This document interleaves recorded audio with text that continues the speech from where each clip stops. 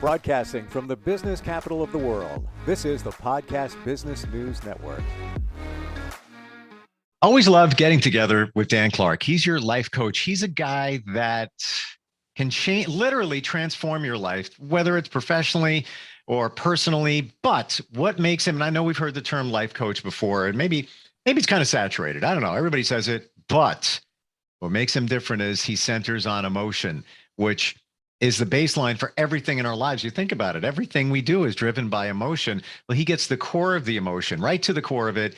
And that's how we kind of propel ourselves in our lives. And Dan, it's great to have you back on. How are you? I am doing great. Thank you for having me back again. I love this.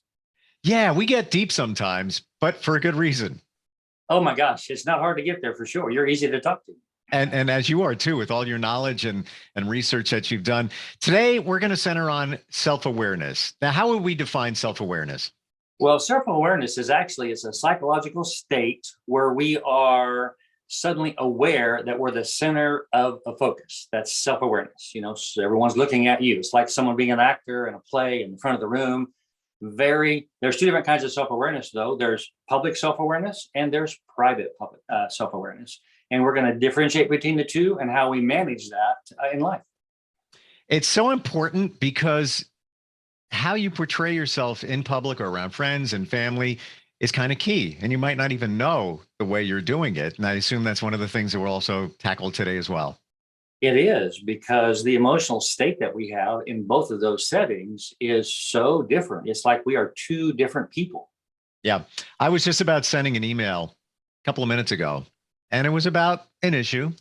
And I typed it up, it was all ready to go. And I paused and I waited. And I'm like, nah, I'm not going to send it because it might not be the message I want to portray. And some of that stuff can bite you in the butt. So I was just like, hit delete. Don't really need to. Sometimes you need to walk away.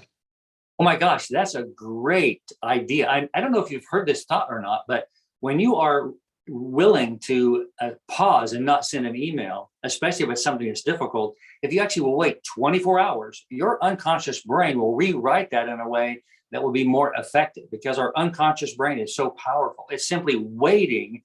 And often, as you said, we don't need to send it either, because often we're just reactive, which is part of self-awareness, just reactive. But if you wait, it's so powerful to let this inner part of you kind of rewrite it for you. It's so hard to wait 24 hours because more times than not, it's going to simmer and steam from within. And I've gotten to the point, this happened twice in the last week or so. Same situation, don't need to go into detail, but I waited about 20 minutes and then I just hit delete. And it's like, I let it go. Let it go. It's all going to work itself out for the better. And I know it's going to work in my direction, but you just want to react to it. You just let it go. Oh my gosh, absolutely. You know, I was thinking earlier today about this word called remuneration. And remuneration means that we can't get away from a thought. We remunerate on it over and over and over. It's called the thinking feeling loop. And when that happens, it's because there's some energy, event that's happened that's triggered something that we can't solve. We don't want it to be that way. And so we go over it and over and over. You wake up in the middle of the evening, middle of the night. I mean, and the same thing you're talking about this email. It's an inability to solve it. And by the way, we all get there. The problem is that in our professional life, we have a tendency to push it away. But when we're with in our personal life, when we're with friends or family or intimate relationship or just kind of relaxing, those things become so powerful because we have, again, these two different things. We want to portray ourselves. When we accidentally push this down too much, it poses lots of difficulties in the way that our brain actually functions. Because if we hold on to a thought or an emotion too long, I love the fact that you're saying letting go of it. If we hold on to it too long, it gets stuck on the inside of us and it shows up at the most inappropriate moments. I mean, you said those things you wish you hadn't said it, right? That's because this energy is on the inside of you and you simply held on to it longer than you should have. How do you release it? Let's go there, because it's not easy. And I know that right away, you will admit that when you have that situation, then it's just, again, it's festering inside you. How do you release that? Well, it's unfortunate, but when that's happening, it's because the moment is actually connected to a bucket of emotions that are similar, that are long gone. Because when you have something you can't let go of right away, it's because there's similar instances, and it doesn't matter whether you remember them or not.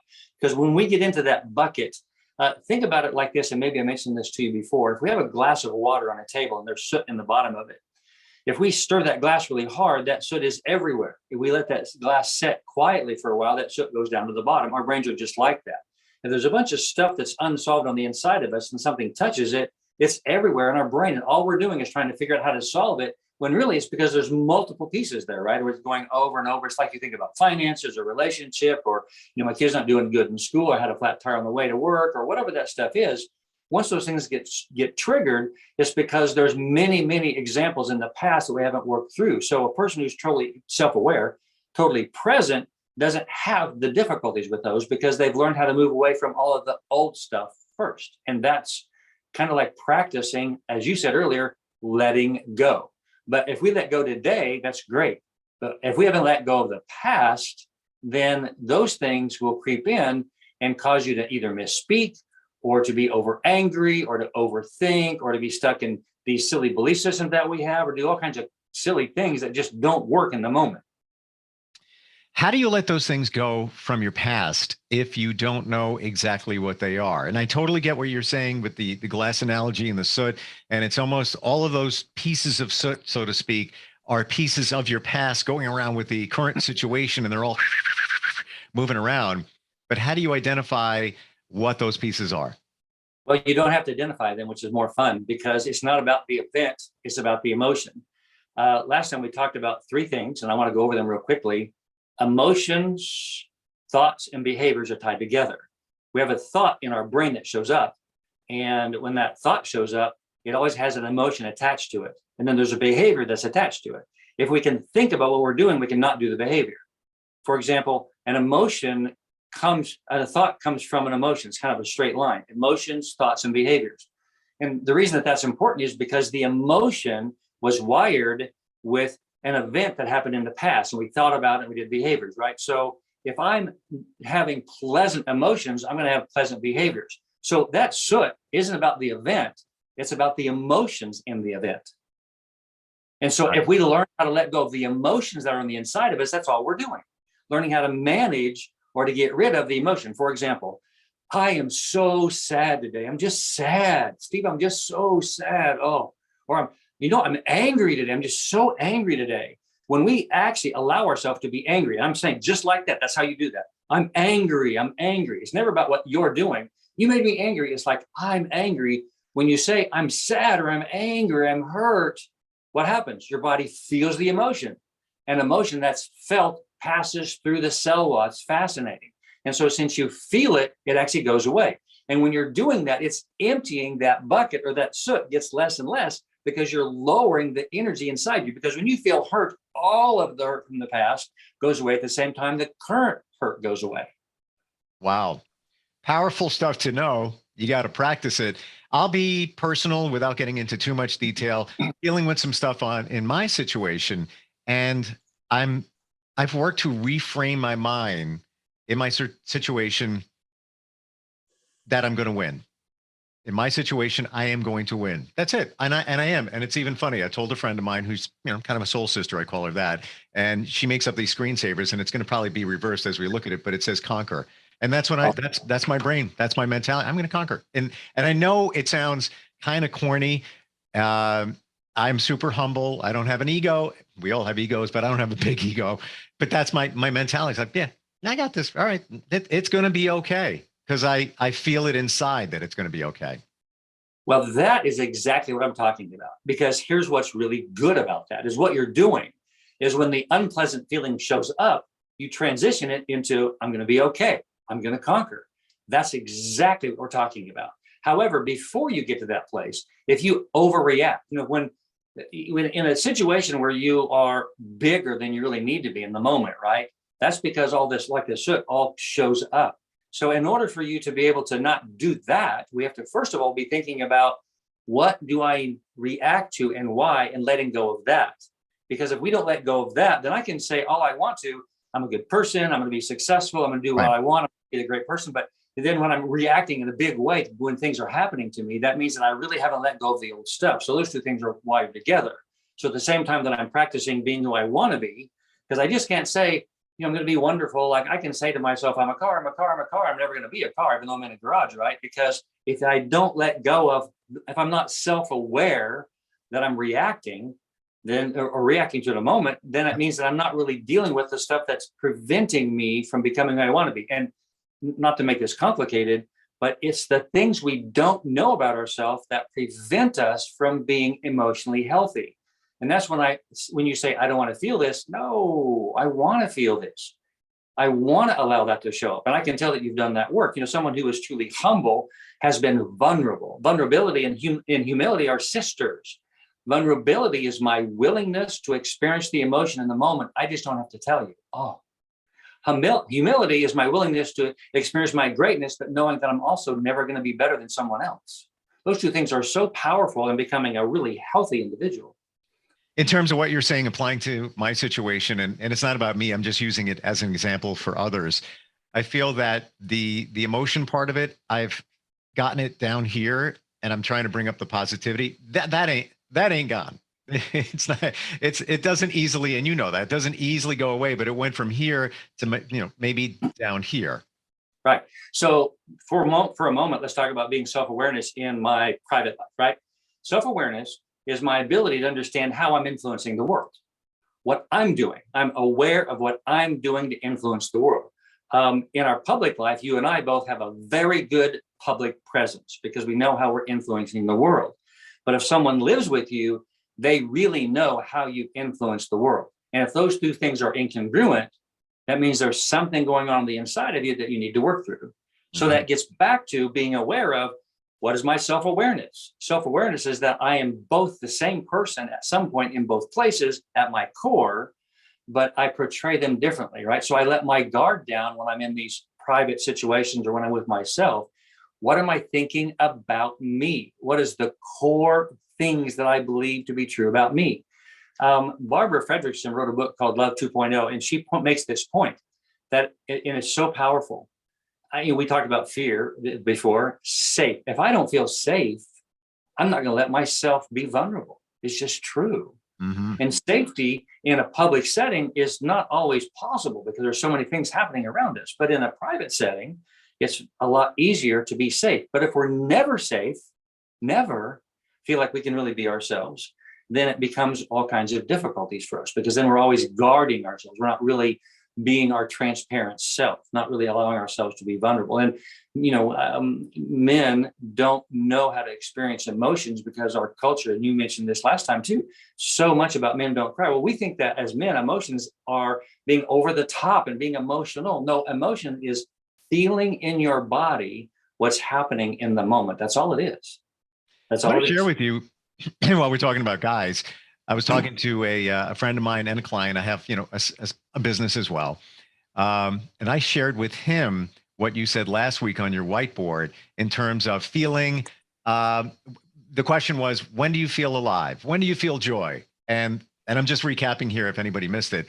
And the answer in our culture is always like, well, when I'm hanging out with that person, I'm having a great time. Or, I take a weekend away and I'm having a great time.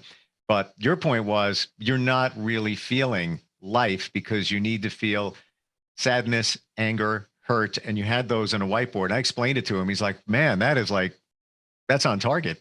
He got it. It's so true. Yeah. And so again, self-awareness is when I'm aware I'm not wanting to feel those emotions. That means that I'm actually not being alive. Let me read a couple things to you real quick. Sure. Self-awareness is understanding that when self-awareness is that I'm aware of how I not only influence relationships, but I'm aware of accepting my weakness. I'm aware of my judgmentalness. I'm aware of the things that I haven't forgiven in the past.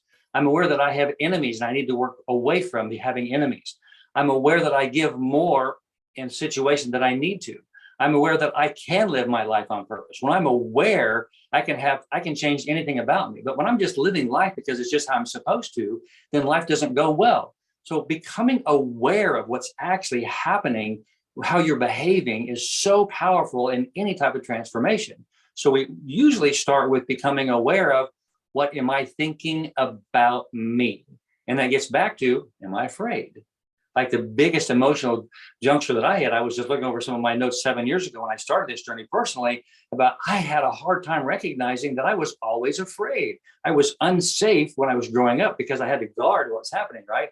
And now as an adult, I portrayed everything like no one's going to harm me, right? Well, that's not vulnerability. I had No, to I'm going to recognize. ask you. I'm going to jump right in there because Yeah. I'm sharing, you're sharing. Hey, we're in therapy. We're all in therapy right now. Call it that, whatever. What were you afraid of back in the day? Well, I have some abuse in my childhood. And Okay. so that created this idea that I didn't want anyone to get close to me. And so I just have this ambivalence, right? And so I was more about, I'm going to harm you, but you're never going to harm me, right? And allowing myself to feel the harm and to accept the fact that I was hurt was revolutionary. The other thing that happened to me is that I'm so controlling that I was in this, let me tell you a really interesting story. A number of years ago, I was working with the Salvation Army and they were having a meal for about 5,000 people on a Thanksgiving. And 2 days before, me and the captain were setting up the auditorium, and I'm directing where they're going to put all the chairs and the tables. And he's looking at me, and that's a recognition moment where I realized that he was in charge when I was doing it. That was about 12 years ago before I started this journey.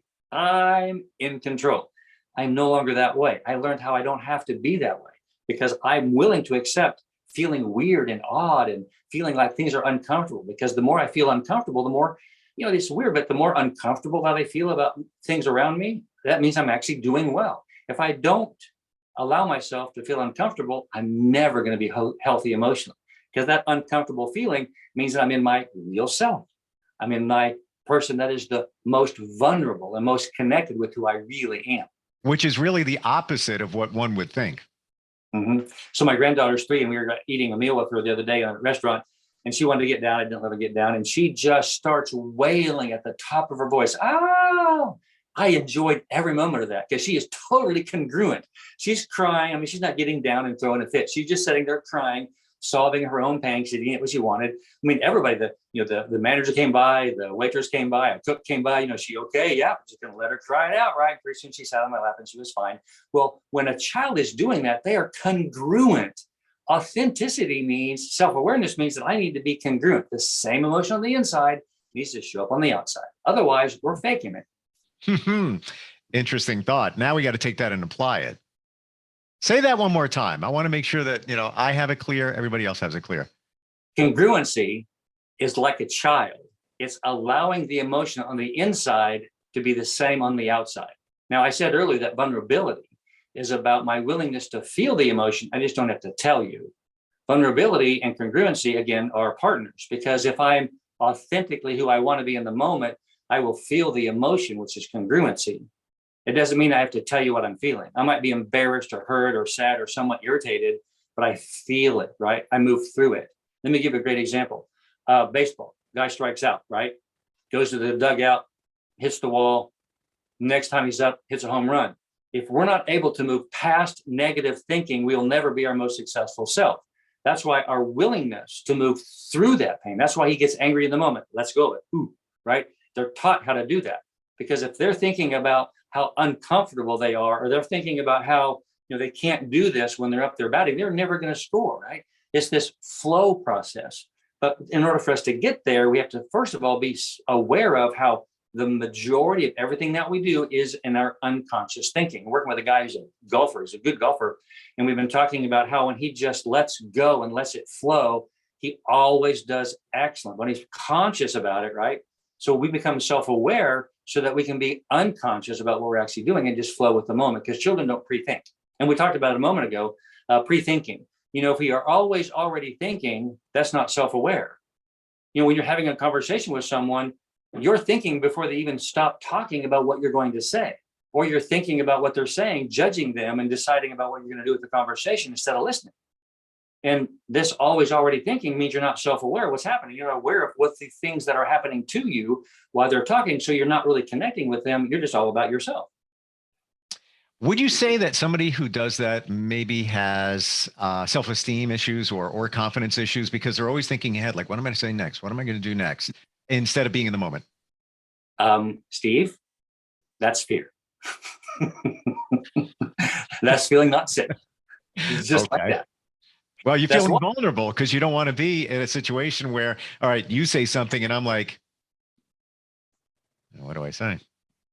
Yeah, and when that happens, of course, it depends on whether that's public or private. But when we don't feel safe, now I can, I don't misspeak. Very seldom do I ever say something that I have to take back, and that's because the congruency is there. I'm emotionally connected with myself. You know how you're like, oh, I wish I hadn't said that to them, right? That doesn't happen with me, and children don't do that either. And that's because they are connected with their inner self. Now, as we go through life, we learn how to put those emotions down and follow social constructs. We don't want to be embarrassed or be hurt, or we learn from our past experiences, right? We create belief systems. By the way, belief systems aren't born, they're learned. And so in this always already thinking, what we're doing is protecting ourselves so that we're not interested in connecting with someone. We're interested in getting our point across, which really, again, true healthy self-aware individuals are aware that how they're influencing the relationship or whatever, wherever they're at, is by being with the other person, not being with themselves, allowing the other person to speak, and they're just with the energy or the words that are coming toward them. When you're talking to, we mentioned before, enemies, right? And we all have people that have hurt us, or our perception of them is an enemy. And I've always, heard that phrase, keep your friends close, keep your enemies closer. What do you do in that situation where there is somebody, you're dealing with them and you know that they might not be as honest as they should be, or aligned with what you're aligned with? Well, the thing that we talk about when we're saying keep the enemy close, what I see that as making sure that you are able to be with them so that they don't misunderstand you and things don't get worse, right? At some point. That I have difficulty with that a little bit, because in personal relationships, you have boundaries. Why do we stay in a relationship that's harming us? That longer than we do? That's because we're afraid to move away from something that we're familiar with. So, this idea about when someone says something to you and you don't know how to deal with it, it's really because you're, first of all, they're out of line. And second of all, you don't know how to make it lightweight. Because when, I'm working with someone and they're kind of being hurtful to me, it's like, that's so funny that you would say that. That's amazing that you have the permission to say that to me. I love that. So maybe we should go a different direction. I don't really want to hear that right now. You're being out of order. Our willingness to be lightweight about it, which is innocent and childlike, not childish, is really where we're talking about being congruent, because children don't judge. They're just in the moment. They see things as true, as black and white, like that's a red car, right? Like you have a beard, or you have a blue shirt on, or look at that microphone. It's bright. I've never seen one like that, right? So when we are able to monitor or be with someone's words when they're being hurtful or when they're saying things that we don't really like, if we can be above what they're saying and be with the energy in it, it can still hurt. How that hurts. For example, if someone is very hurtful to me, I will say, ouch, that hurts. I do not like that. I do not like how I feel.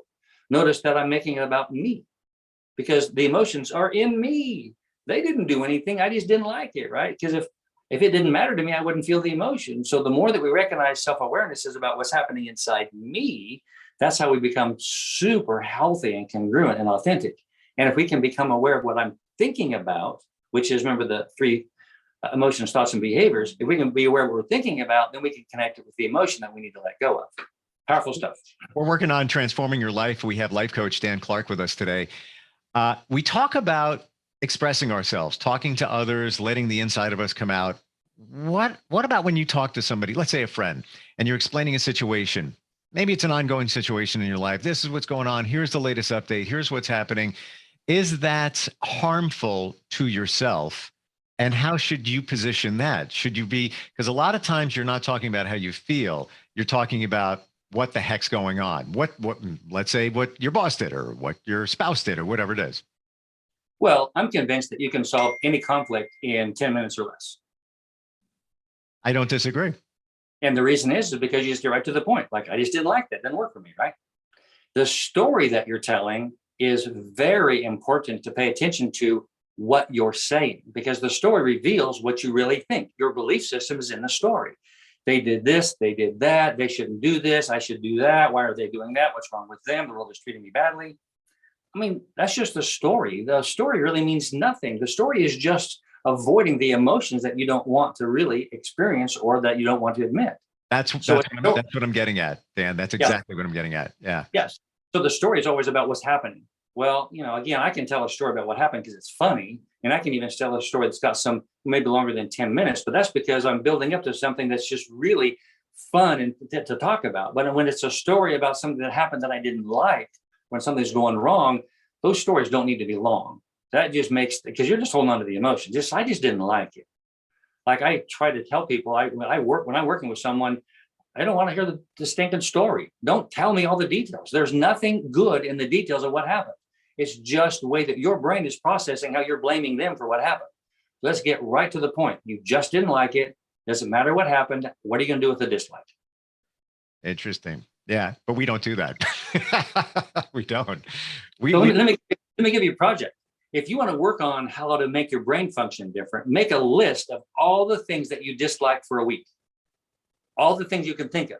Like I dislike the color purple. I never wore the color yellow. I don't like warm. I don't like Ford. It doesn't matter. I don't like who put that silly stoplight there. Start making a list of things that you dislike, because if you become aware of what you dislike, it's a lot easier to move away from them than if you just always push them away. And then make a list of the things that you like. Now, brains are really interesting because what we think about comes true, or what we think about is what we focus on.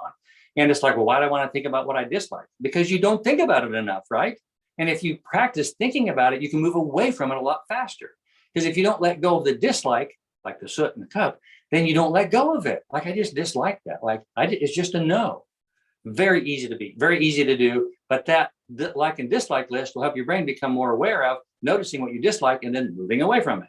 It's like, it's easier to let go of a dislike than it is to let go of I hate, right? No, it's just you dislike. It's lightweight. You just dislike the way they treated you, right? It's not forgiveness. It's just dislike it. And you can move a lot easier away from a dislike than you can a very harmful hurt. When you make it, you just disliked it. Okay, so you're reframing it and you're taking the things that maybe you hate, so that's a very strong word, and turning them into dislikes. Am I hearing you right? Correct. Absolutely. Mm-hmm. So I can use different language here too. We have, I want and I need. Well, we don't need anything but maybe air and water and food, but I need you. No, I don't need anything. I want it. Want is lightweight. I can let go of anything that I want because I just wanted it and didn't get it, right? But if I need something, it's super pressure. What our brain doesn't get as a child, it demands as an adult. And we're needy. It's I just need you to be there for me. And I need you to take care of me. I need something. It's because some emotional need didn't get met as a child. That's why if you're paying attention to the language, you can figure out what you're missing or becoming self-aware of what's happening on the inside of you. Fascinating how you present that. And it when you explain it, it's crystal clear. And even something as simple as writing those things that you dislike, it's clear in front of you, as opposed to as you go through your daily day. We have 50,000 thoughts, 70,000 thoughts a day. It's happy thought. You can't really get a grasp on what you dislike and or hate potentially, unless you see it in black and white in front of you. Right. And if you turn the hate to dislike, that's all you're doing. Yeah. Powerful stuff. Moving everything to dislike. All about self-awareness. Dan, always great having you on. Oh my gosh. I learned so much. I think we all and there are life coaches, and then there's you, which makes you different. And I'm sure that when somebody meets with you, even for a consult, that you can set them on a path. But unless you get in touch with the emotion inside, I truly believe you're just kind of spinning your wheels. You're not really deeply connecting with yourself. It's more of a life coach could be giving you a plan, but you're doing the plan. You're not living the plan. So true. So true. Tell everybody how they connect with you. Well, it's transformlife.net. When you get there, there's a couple of boxes that connect with me, where you can set an appointment with me or call you back. I would love to spend time with you. The first hour is free. We'll just spend time thinking about where you're going. And if I can work with you, I would love that. I'm not thinking about what I'm going to say right now, by the way, because we were talking about that before. I'm not. What is that? Always already thinking? Is that what it was? Always already thinking. Yeah. Don't do that. Just live in the moment. Great having you on, Dan. I really appreciate it. Well, thank you, Steve. Yep. We'll catch up next time. And all right. We'll be right back.